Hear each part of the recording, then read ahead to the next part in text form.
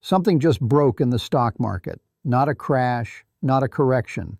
Something far more subtle and potentially far more dangerous. For decades, professional investors have relied on one particular signal to tell them when stocks are overpriced. It's been their North Star, their warning system, the metric that supposedly tells them when it's time to get out before everyone else does. That metric just stopped working.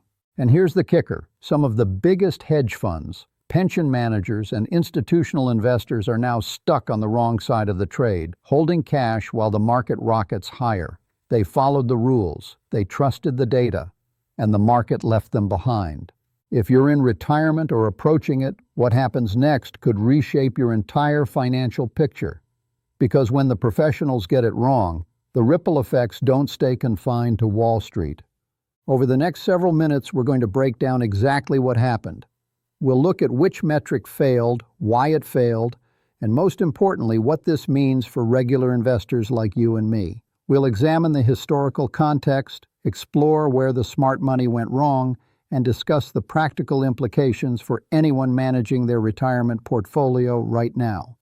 This isn't about picking stocks or making predictions.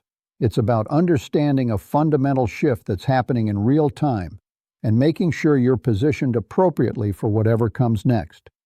Let's start with the metric itself.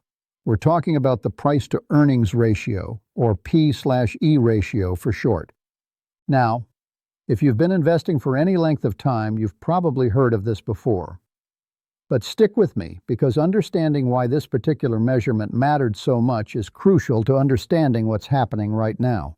The P/E ratio is elegantly simple. You take the price of a stock and divide it by the company's earnings per share. If a stock trades at $50 and the company earns $5 per share annually, the P/E ratio is 10. The market is paying 10 times earnings to own that business. For generations, this number has served as the primary valuation compass for professional investors. When P/E ratios climb too high, it suggests stocks are overpriced relative to actual profits. When they're low, it suggests bargains might exist. The S&P 500's historical average P/E ratio sits somewhere around 15 to 16. That's the baseline, the equilibrium point that the market tends to orbit around over long periods. But here's where things get interesting. By late 2024 and into early 2025, the S&P 500's P/E ratio had climbed well above 25. Some calculations put it closer to 30 when you factor in certain methodologies. For context, that's expensive, really expensive. The last time valuations sustained these levels for any meaningful period was during the late 1990s tech bubble. We all know how that ended. So, professional money managers did what their training told them to do. They reduced equity exposure. They raised cash. They waited for valuations to come back down to earth before redeploying that capital. It made perfect sense. It was textbook investing. Buy low, sell high. Don't overpay for assets. Except the market didn't care. Instead of correcting, stocks kept climbing. The S&P 500 pushed through new all-time highs. The Nasdaq surged, and those cash-heavy portfolios sat there, earning negligible returns while watching the rally from the sidelines. The metric failed. Or more precisely, the metric stopped predicting what it was supposed to predict. So what happened? Why did this time-tested valuation metric suddenly lose its predictive power? The answer involves several converging factors, and understanding them helps explain why so many smart people got caught flat-footed. First, interest rates. This is fundamental. When interest rates sit near zero or even negative in real terms, the entire calculus of asset valuation changes. Think about it. If you can't earn anything meaningful from bonds or savings accounts, suddenly paying a higher multiple for stocks becomes more palatable. The discount rate used in financial models shifts, justifying higher equity prices. For years after the 2008 financial crisis, central banks kept rates artificially suppressed. Investors got accustomed to this environment. But many professionals believed that once rates eventually rose, stock valuations would have to compress back toward historical norms. That compression never fully materialized. Even as the Federal Reserve raised rates in 2022 and 2023, stock valuations remained elevated. The expected reversion to the mean kept not happening. Second, the composition of the market itself has fundamentally changed. Today's S&P 500 looks nothing like the S&P 500 of 30 or 40 years ago. It's dominated by technology companies and platforms with business models that differ dramatically from traditional industrial enterprises. Companies like Apple, Microsoft, Amazon, and Google operate with higher profit margins, stronger cash generation, and more defensible competitive advantages than the steel mills and manufacturing conglomerates that once dominated market indices. These businesses arguably deserve higher valuations because their earnings are higher quality and more sustainable. When you're comparing today's market P/E ratio to historical averages, you're essentially comparing apples to oranges. The underlying mix of companies has shifted so dramatically that the historical baseline might not be relevant anymore. Third, and this is crucial for retirees to understand, the demographic and structural demand for equities has increased. Baby boomers accumulated massive amounts of wealth that needs to be deployed somewhere. Pension funds, endowments, and sovereign wealth funds around the globe are hunting for returns. That constant bid under the market creates persistent buying pressure that wasn't as pronounced in earlier decades. Add in the rise of passive investing through index funds and ETFs, and you have a structural force that continuously channels money into stocks regardless of valuation. Money flows into 401s every paycheck. That money gets automatically invested. Valuations become almost secondary to the mechanical nature of these flows. Now let's talk about who got caught on the wrong side of this shift. We're not talking about amateur investors here, we're talking about billion-dollar hedge funds. Pension managers responsible for retirement security for millions of workers.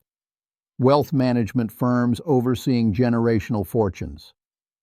These aren't stupid people. They have armies of analysts, sophisticated models, and decades of experience. But they got anchored to a framework that stopped working. Throughout 2023 and into 2024, countless institutional investors maintained elevated cash positions. They published research reports explaining why stocks were overvalued. They warned clients about the risks of stretched multiples. They positioned portfolios defensively. And they were wrong. Not wrong about the valuations being high. The valuations were legitimately elevated by historical standards. They were wrong about what that meant for near-term returns. The market doesn't care about being expensive if there's no alternative. It doesn't care about historical averages if the fundamental drivers have changed. Some specific examples illustrate this vividly. Major hedge funds that built their reputations on value investing principles sat in cash through significant portions of recent rallies. Well-respected market strategists who predicted corrections based on valuation metrics had to repeatedly revise their targets higher as stocks defied their forecasts. Even Warren Buffett's Berkshire Hathaway accumulated a cash pile exceeding $300 billion, partially because Buffett himself expressed concerns about finding attractively priced opportunities. That's real money sitting on the sidelines, earning treasury yields while the equity market delivered double-digit returns. For retirees and those approaching retirement, this creates a genuine dilemma. On one hand, you're told to be cautious and avoid overpaying for assets. That's sound advice that has served investors well for generations. On the other hand, staying too conservative means watching your purchasing power erode and missing the growth that could sustain you through 2 or 3 decades of retirement. The professionals followed the textbook, but the textbook was written for a different era. Let's bring this home to what actually matters for your financial situation. If you're managing a retirement portfolio or getting close to retirement age, the failure of traditional valuation metrics creates both risks and opportunities that you need to understand. The risk is straightforward. If valuations are genuinely stretched, and some catalyst eventually triggers a reversion to historical norms, your portfolio could experience meaningful drawdowns. A market trading at a P/E ratio of 25 or 30 has more room to fall than one trading at 15.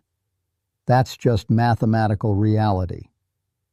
For someone in their 60s or 70s, you don't have the luxury of waiting out a prolonged bear market. If stocks drop 30 or 40% and take years to recover, that impacts your withdrawal strategy, your legacy planning, and potentially your quality of life in retirement. But here's the flip side. The opportunity cost of being too conservative can be equally damaging. If you move to cash or heavily defensive positions over the past few years because valuations looked expensive, you missed substantial gains. That's real money that could have compounded and supported your lifestyle in retirement. This is the bind that many senior investors find themselves in right now. The traditional guidance says, don't overpay. The market reality says, there might not be a better alternative. So what's the practical approach? First, recognize that stock market investing in retirement isn't all or nothing. You don't have to be 100% invested or 100% in cash. A balanced approach that acknowledges both the potential for continued gains and the risk of elevated valuations makes sense for most people. Second, understand that your specific situation matters more than what any market metric says. If you have guaranteed income from Social Security and pensions that covers your essential expenses, you can afford to take more equity risk with your portfolio. If you're entirely dependent on investment returns for income, you need more stability regardless of what the market is doing. Third, focus on quality and sustainability rather than just chasing returns. Even in an expensive market, there are differences between companies with durable competitive advantages and those simply riding momentum.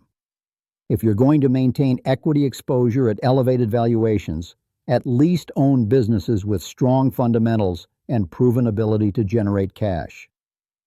Fourth, keep some dry powder available. You don't need to call the exact top of the market, but maintaining some cash or short-term bonds gives you the ability to opportunistically add to positions if we do eventually get a meaningful correction.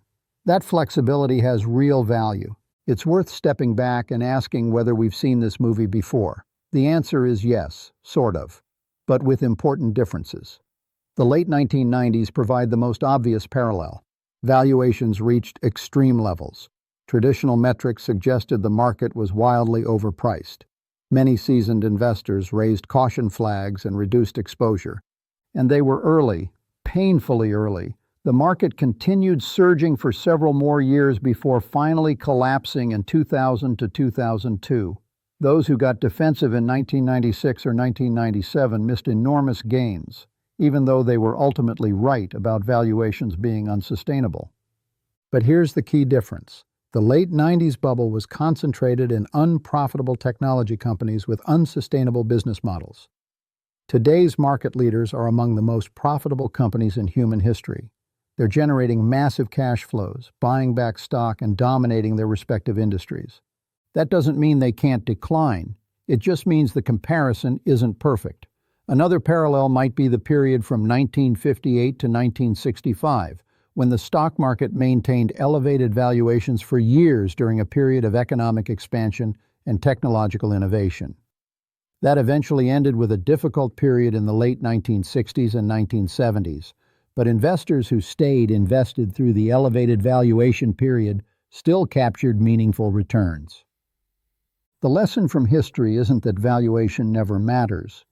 It's that timing valuation-driven corrections is extraordinarily difficult, and being too early can be just as costly as being too late.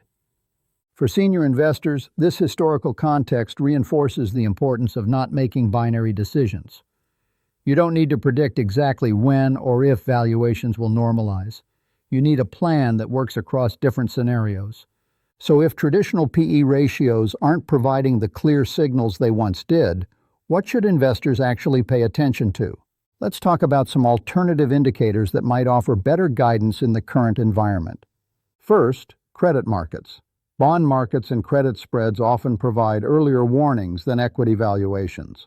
When corporate bonds start pricing in higher default risk, when junk bond spreads widen significantly, when the yield curve inverts in unusual ways, these credit market signals have historically been more reliable indicators of trouble ahead. The beauty of watching credit markets is that they're less susceptible to momentum and sentiment. Bond investors tend to be more sober and analytical. They're focused on getting their money back, not capturing unlimited upside. Second, earnings growth trajectories.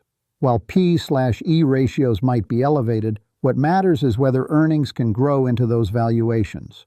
If corporate profits continue expanding at healthy rates, today's expensive multiples could look more reasonable in a year or two. Watch quarterly earnings reports, profit margin trends, and forward guidance from major companies. Third, market internals and breadth. When a market rally is driven by just a handful of mega-cap stocks while the majority of companies languish, that's often a warning sign. Healthy bull markets typically see broad participation. Narrow leadership suggests fragility. Fourth, real interest rates. Not just nominal rates, but real rates after accounting for inflation. When real rates turn significantly positive, that creates genuine competition for equities and tends to pressure valuations. Watch the relationship between Treasury yields and inflation expectations. Fifth, investor sentiment extremes. When everyone becomes extremely bullish, when market newsletters reach unanimous optimism, when your neighbors are all talking about their stock gains, these sentiment extremes often precede reversals. Conversely, periods of pessimism and fear sometimes offer the best long-term entry points. For retirees managing their own portfolios, you don't need to become an expert in all these areas. But having awareness of them, and perhaps following a few trusted sources who monitor these indicators, can help you make more informed decisions about portfolio positioning. Let's get concrete about what you can actually do with this information. If you're already retired or approaching retirement, here are some practical considerations for navigating an environment where traditional valuation metrics might not be providing reliable guidance. Review your asset allocation, but don't make dramatic changes based solely on valuation concerns. If you're holding 60% stocks and 40% bonds as part of a long-term plan, a market that looks expensive might not be sufficient reason to drop to 20% stocks. That kind of extreme shift often does more harm than good. Instead, consider modest adjustments. Maybe you trim from 60% to 55% stocks. Maybe you rebalance by harvesting some gains from your biggest winners. These incremental moves manage risk without completely abandoning equity exposure. Focus on your withdrawal strategy. If you're taking income from your portfolio, be thoughtful about where those withdrawals come from. Selling stocks in a rising market to meet living expenses is actually good discipline. It naturally forces rebalancing. Just make sure you're not depleting your equity exposure too aggressively. Think about building a cash buffer that covers 1 to 2 years of expenses. This gives you staying power if markets do eventually correct. You won't be forced to sell stocks at depressed prices to meet near-term needs. Consider dividend-paying stocks and funds as part of your equity allocation. Companies that pay reliable dividends tend to be more established and less speculative. The income stream provides return even if stock prices fluctuate. Don't abandon international diversification just because U.S. stocks have outperformed. Foreign markets often trade at lower valuations and provide geographic diversification that could prove valuable if U.S.-specific risks emerge. Stay flexible. The biggest mistake is becoming dogmatically attached to any single viewpoint. Markets evolve. Conditions change. Being willing to adjust your thinking based on new information is crucial. Beyond the specifics of P/E ratios and market positioning, there's a deeper lesson here worth internalizing. The failure of traditional valuation metrics reminds us that investing is not a pure science. It's not a matter of following formulas and getting guaranteed results. Markets are driven by human behavior, evolving structures, policy decisions, and countless variables that interact in complex ways. The professionals who got caught on the wrong side of this trade weren't incompetent. They were applying frameworks that had worked reliably for decades. But markets adapt, conditions change. What worked in one era doesn't necessarily work in the next. For individual investors, especially those in or near retirement, this uncertainty can feel unsettling. We want clear rules. We want to know that if we follow certain principles, we'll achieve certain outcomes. The reality is messier. Successful investing requires holding multiple truths simultaneously. Valuations matter, but timing based on valuations is difficult. Being defensive can protect you from losses, but can also mean missing gains. Following expert advice makes sense, but experts frequently disagree or get things wrong. The goal isn't perfect certainty. The goal is building a portfolio and approach that can withstand different scenarios. That gives you the resilience to weather periods when the metrics you trust stop working as expected. So where does this leave us? A metric that guided investment decisions for generations just proved unreliable. Big institutional money managers who followed traditional playbooks found themselves on the wrong side of the market. And everyone from professionals to retirees is trying to figure out what rules still apply in this environment. The honest answer is that we're navigating in real time. Stock valuations remain elevated by historical standards. That creates risk. But the fundamental drivers of those valuations might have shifted in ways that make historical comparisons less relevant. That creates opportunity. For anyone managing retirement savings or living off a portfolio, the path forward isn't about making bold predictions or dramatic portfolio shifts. It's about understanding the landscape, acknowledging the uncertainty, and building an approach that works across different possible futures. Keep learning. Stay engaged with what's happening in markets and the economy, but don't let any single metric or indicator drive your entire strategy. The market has a way of humbling everyone eventually, professionals and amateurs alike. The key is building enough resilience into your approach that you can survive being wrong, while still participating enough to benefit when you're right. If you found this breakdown helpful and want to keep exploring what's happening in markets, the economy, and how it affects real people's financial lives, consider following What Happened After. We dig into these stories, connect the dots, and try to make sense of the signals that matter. The metric failed. Big money got caught off guard. But your financial future doesn't have to be a casualty of that failure. Understanding what happened is the first step to positioning yourself appropriately for whatever comes next.